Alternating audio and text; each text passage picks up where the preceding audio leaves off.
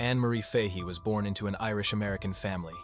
At the age of 30, she was the youngest after 5 older siblings. The bonds within her family were sweet and harmonious. Anne grew up simply and happily, just like many other children in the United States. But when Anne was only 9, tragedy struck. Her mother passed away from lung cancer. That painful loss marked the beginning of cracks in the family. After her mother's death, Anne's father turned to alcohol.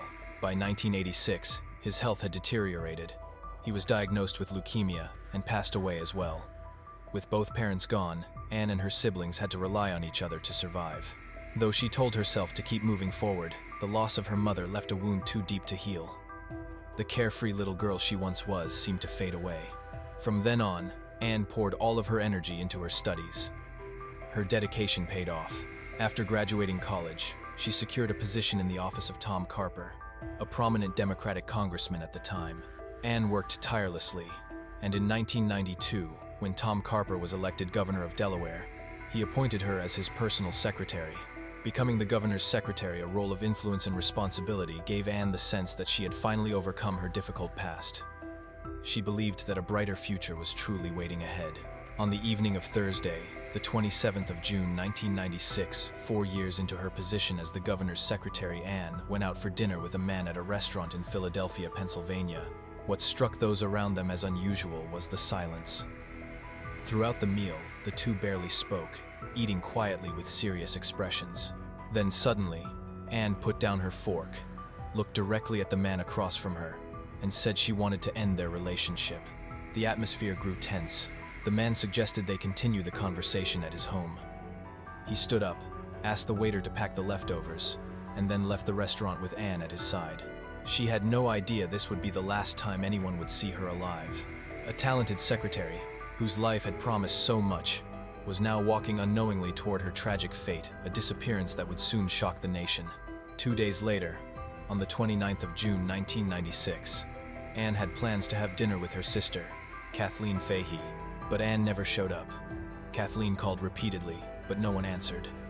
Anne's green Jetta was still parked outside her apartment building, which only deepened her sister's worry. Thinking maybe Anne had been caught up with work, Kathleen waited until the next day, Sunday, the 30th of June. But when she still couldn't reach her, Kathleen called the police to report her sister missing. Responding to the call, officers arrived at Anne's apartment in Wilmington, Delaware. With the family's consent, they forced open the door. Inside, they were struck by the smell of spoiled food takeout that had gone bad. But there was no sign of Anne anywhere. 2 details stood out immediately. First, the apartment was unusually messy. Kathleen knew right away this was out of character. Anne had always been meticulous. She never left her space in disarray. Second, police found Anne's wallet and shoes in her bedroom. Her clothes were still laid out on the bed. All her identification documents were in the wallet, but strangely, her house keys were gone. Based on the family's statements and the unusual circumstances inside the apartment, investigators concluded Anne hadn't left on her own. The likelihood was high that she had been taken against her will. At first, police suspected it could have been a kidnapping for money. They immediately checked her bank accounts and credit cards for any activity after Thursday night, the 27th of June, the night she vanished. But there were no withdrawals, no charges, no signs of use at all. Investigators began to wonder, if Anne's disappearance wasn't about money, could it be about love? They asked Kathleen if Anne was seeing anyone. Kathleen explained that for the past year, Anne had been dating Michael Sella, a 31-year-old banker. In fact, on the very weekend she vanished Saturday, the 29th of June, Anne had planned to bring Michael along to a family dinner. Police immediately contacted Michael. He confirmed that he and Anne had planned to meet her family that evening. But when the time came, Anne never answered his calls. As the days passed, the case hit a dead end. With no new leads, detectives decided to go back through Anne's apartment more carefully, hoping to uncover anything they might have missed. That's when hidden details about her private life began to surface. Among her belongings, investigators found a letter. At first, they assumed it had been written by Michael, but on closer examination, it turned out to be from another man, Thomas Capano. Suddenly, Thomas became the prime suspect, possibly the last person to see Anne alive. When police asked Anne's family if they knew of this man, they were stunned. None of them had ever heard Anne mention anyone other than Michael. This revelation only pushed investigators to dig deeper into Thomas Capano's background. It didn't take long. Thomas was a wealthy and influential attorney, 17 years older than Anne. He came from one of Delaware's most prominent families, known for their fortune in real estate and construction. As the eldest son, Thomas hadn't joined the family business but had built his career in law. He had even served as state prosecutor and later as political advisor to the governor. Those roles gave him strong ties to the state's political elite, cementing his status as a powerful figure. When contacted by police, Thomas seemed cooperative. He welcomed investigators into his home and agreed to an interview. He admitted that he had dinner with Anne the night she disappeared. Afterward, he said, he brought her to his house briefly to give her a gift. According to him, Anne left soon after it was late, and that was the last time he ever saw her. Sensing suspicion, Thomas tried to explain further. He claimed Anne had been struggling with emotional stress, and that sometimes she would retreat for a few days to clear her mind. He told detectives not to worry, she'd likely be back at work by Monday, as though nothing had happened. This casual dismissal only raised red flags. When officers asked to search his house, Thomas frowned and refused, saying his daughter would be visiting that day. That refusal, paired with his hesitant demeanor, only deepened suspicions. Not long after, lead investigator Robert Donovan uncovered Thomas's first lie.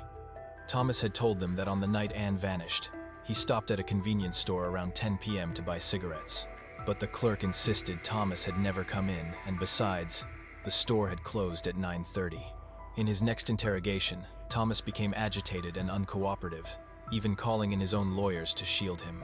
His defensiveness made him look even more suspicious, though concrete evidence was still lacking. Meanwhile, detectives widened the search. They revisited Anne's apartment and spoke to neighbors. One resident, living just below Anne, recalled hearing heavy footsteps upstairs on Thursday night, the night Anne disappeared. It was unusual. Normally, Anne's steps were light and familiar, but that evening, the sounds were heavier, unsettling. On the 4th of July 1996, dozens of volunteers joined the search effort, including Governor Tom Carper himself. They combed through the parks Anne frequented for jogging, the restaurants she liked, and the cafes where she often stopped. Yet no sign of her emerged. Desperate, her family announced a $10,000 reward for anyone with information. But despite all these efforts, no solid evidence appeared. The investigation seemed stuck. That was, until Anne's closest friend came forward with a revelation. She told police that Anne had been secretly involved with Thomas Capano. Back in 1994, 2 years after becoming the governor's secretary, Anne had met Thomas. He was the eldest son of the Capano family, millionaires in Delaware. At the time, Thomas lived in a grand home with his wife and 4 daughters, while working as a senior attorney at a prestigious law firm. He often visited the governor's office as a legal advisor, and through that connection, he grew close to Anne. Thomas became infatuated. He showered Anne with expensive gifts and took her to fine restaurants. At first, Anne felt flattered. After all, she had caught the attention of a successful man, the son of Louis Capano, the developer behind much of Wilmington's housing. She dreamed that if she married Thomas, her life might be completely transformed. But she did not yet realize that this secret romance was leading her down a dangerous path. When Anne learned that Thomas was already married with children, she reacted with anger and disappointment. Thomas quickly tried to explain, promising he would divorce his wife to be with her. Though Anne cared for him, she felt guilty about the affair. She confided only in a few close friends, never revealing the relationship to her family. Over time, Anne began to see Thomas's darker side. The man who appeared to be sophisticated and polished in public was, behind closed doors, manipulative, controlling, and often domineering. Anne struggled with his personality and told friends she could never fully trust him. What upset her most was that Thomas failed to keep his promise. He did not leave his marriage to build a future with her. By September 1995, Anne decided to end things with Thomas. Around that same time, she met Michael, a 31-year-old banker. Michael was kind, attentive, and genuine, and Anne soon fell for him. Ironically, just as Anne was moving on, Thomas actually divorced his wife. He came back to Anne with a marriage proposal, but she refused, telling him she had fallen in love with someone else. Michael wasn't as wealthy or powerful as Thomas, but he was younger, considerate, and truly cared for her. By 1996, Anne had completely ended her relationship with Thomas and fully committed to Michael. She introduced him to her family and even told them they might marry soon. But Anne's new relationship infuriated Thomas. He saw it as betrayal. He began calling her constantly, sending daily emails at first commanding her to end things with Michael, then begging her to reconsider. When Anne stood firm, Thomas grew bitter. He demanded the return of gifts he had given her, and even threatened to use his political influence to push her out of social circles. At this point, investigators firmly placed Thomas as their prime suspect. When the FBI stepped in, they began reviewing his financial and phone records.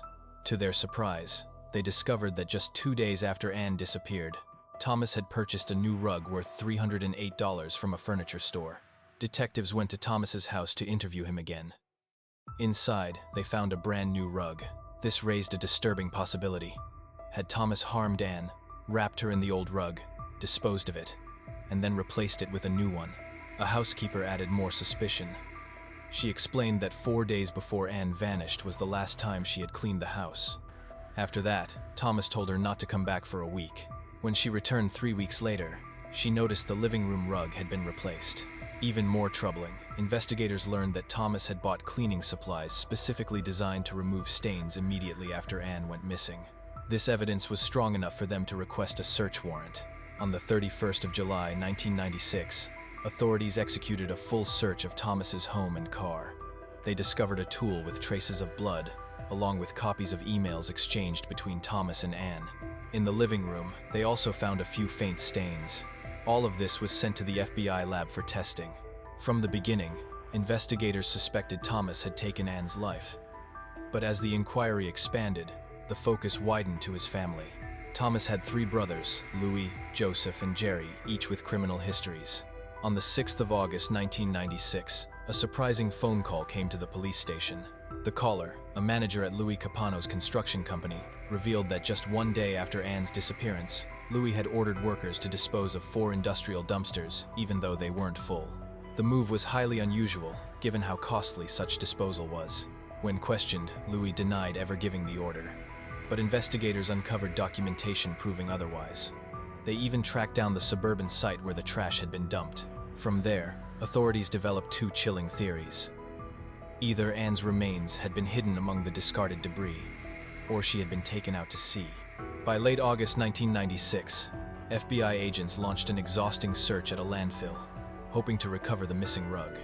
Under the scorching sun, they sifted through piles of trash for 4 straight days, but they found neither the rug nor Anne's body. On the 6th of September 1996, results came back from the FBI lab. 2 reddish-brown stains found inside Thomas's home were tested, and the DNA matched Anne. Still, the presence of her blood alone wasn't enough to bring charges. Investigators needed more. Building on information from Louis Capano's construction company, the FBI turned their attention to Thomas's brothers, suspecting they may have helped conceal the crime. Starting in November 1996, agents placed Jerry Capano under surveillance. One night, they spotted Jerry using illegal substances at a nightclub and in possession of unlicensed weapons. On the 9th of October 1997, the FBI raided his home, seizing drugs and firearms. Shockingly, they discovered these items inside his teenage son's closet. Jerry was arrested on charges tied to child endangerment and related offenses. The FBI used this as leverage. They warned Jerry he could be facing a life sentence, but also offered him a deal: cooperate, and the punishment could be reduced. At first, Jerry hesitated, but by the 8th of November 1997, 1 month after his arrest, he agreed to talk. He told the FBI everything he knew about his brother Thomas. The truth was startling. Jerry explained that back in February 1996, months before Anne vanished, Thomas had confided that someone was threatening his family. Thomas said he would take care of it himself and asked Jerry for help afterward to borrow a boat in case he needed to dispose of a body. On Friday, the 28th of June 1996, the day after Anne disappeared, Thomas called Jerry and asked for the boat as planned, meeting him at 6 a.m. Jerry said he didn't want to get involved, but Thomas begged him. Against his better judgment, Jerry agreed to help transport a large cooler. He thought it contained a dangerous stranger who had threatened his brother's family. He had no idea it held Anne, the woman his brother had been secretly involved with. The 2 men took the boat out from Stone Harbor, New Jersey, and sailed roughly 12 kilometers into the Atlantic Ocean. Believing the cooler would sink, they pushed it into the water, but it floated. Thomas tried puncturing holes to make it sink. When that failed, he fired several rounds into the container, yet it still refused to go under. Finally, Thomas tied it to an anchor chain and forced it beneath the waves. Afterward, Jerry and Thomas returned to shore and cleaned Thomas's rented home. Evidence like the old rug was handed over to their brother Louis, who arranged for it to be discarded through his construction company. Using Jerry's confession, investigators scoured the waters off Stone Harbor, but Anne's body was never recovered. When Louis learned Jerry had confessed, he too came forward with his attorney. He admitted lying earlier and acknowledged he had ordered the dumpsters emptied, disposing of the rug because Thomas pressured him. In November 1997, 1 month after Jerry's admission, the FBI arrested Thomas as he tried to flee toward an airport in a rented truck. Since prosecutors hadn't yet obtained a murder warrant, he was charged with threatening his brother and taken into custody. The pressing question remained: how to convict a killer? At this point, investigators had only testimony, no body, no murder weapon. 17 months had passed since Anne's disappearance, and searches of the ocean still brought no results. Then came another revelation. While reviewing Thomas's phone records around the time Anne vanished, investigators identified frequent calls with a woman named Deborah McIntyre. To their shock, Deborah was another of Thomas's lovers and a close friend of his wife. Their relationship had lasted more than 15 years. It meant that while married, Thomas had carried on 2 simultaneous affairs, one with Deborah and one with Anne. As investigators dug deeper, they uncovered one final link. The week before Anne vanished, Deborah McIntyre had purchased a firearm and delivered it to Thomas at his request. When questioned, Deborah admitted she had provided him with the weapon. With that revelation, prosecutors now had both witness testimony and physical evidence to charge Thomas Capano with murder. The trial, a pursuit of justice. On the 26th of October 1998, Thomas Capano's trial began. On the stand, Thomas admitted that his brothers had helped him dispose of Anne's body, but he insisted he had not killed her. He claimed he only helped cover up what happened to protect his longtime lover, Deborah McIntyre. According to Thomas, he and Anne had dinner, then went back to his home to watch television. Near midnight, Deborah allegedly walked in, furious with jealousy, and pulled the trigger.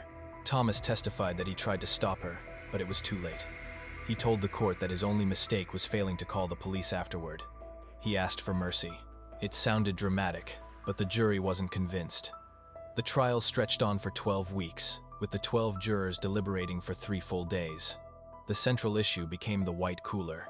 Thomas claimed he had wrapped Anne's body in a blanket and folded her into a fetal position to fit her into a 38-inch cooler, even though she was 5 feet 10 inches tall. Prosecutors doubted the story. To test it, they asked a woman of similar height and weight to attempt fitting inside the same type of cooler. Even when she curled tightly, the lid would not close. That demonstration shocked the jury. Some who had leaned toward believing Thomas suddenly realized the brutal implications. For his story to work, Anne's body would have had to endure violence far worse than Thomas admitted. The cooler test made it clear Thomas wasn't telling the truth. On the 17th of January 1999, the jury returned to the courtroom. The forewoman looked directly at Thomas and declared him guilty of murder. Soon after, another detail sealed the case. On the 4th of July 1996, a fisherman had found a white cooler floating 160 kilometers from where Thomas claimed he dumped it. It bore bullet holes and faint traces of blood. Investigators traced the barcode and confirmed it matched one Thomas had purchased months earlier. Though Anne's body was never recovered, the discovery of the cooler further proved his guilt. On the 16th of March 1999, Thomas Capano was convicted of first-degree murder. The judge sentenced him to death. It was a stunning fall for the eldest son of a wealthy family, once a political advisor to Delaware's governor and mayor. Even more striking, it became one of the rare murder convictions in the US achieved without a recovered body. Thomas appealed repeatedly, but his efforts failed.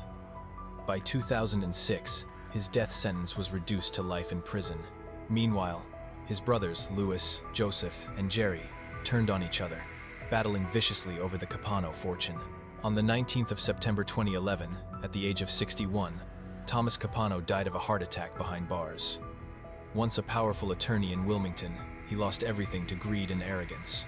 Behind the polished veneer of wealth and influence was a ruthless man, willing to destroy lives when things didn't go his way. His true face was exposed only through Anne's tragic death, and Anne, she remains remembered with sorrow.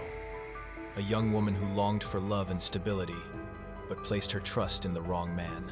By the time she realized the truth and sought a better future, tragedy had already struck. Her story stands as a chilling reminder.